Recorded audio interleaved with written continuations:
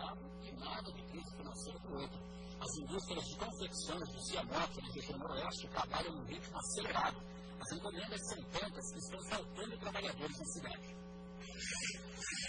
Com gestos repetidos centenas de vezes ao dia.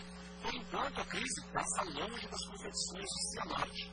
A alta do dólar, que encareceu as roupas importadas, fez as vendas subirem por aqui.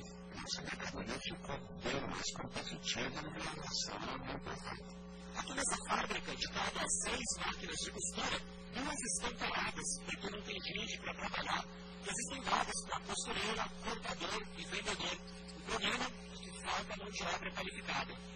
Esse ano conseguiu fazer 2 cursos de qualificação para arranjar emprego no setor. Tem salários variando entre 700 e R$1.000. Você quer contratar com você? Sem mão de obra disponível, algumas indústrias transferiram a produção para outras cidades. As 9 unidades dessa empresa, que ficam fora de Cianorte, empregam 700 trabalhadores.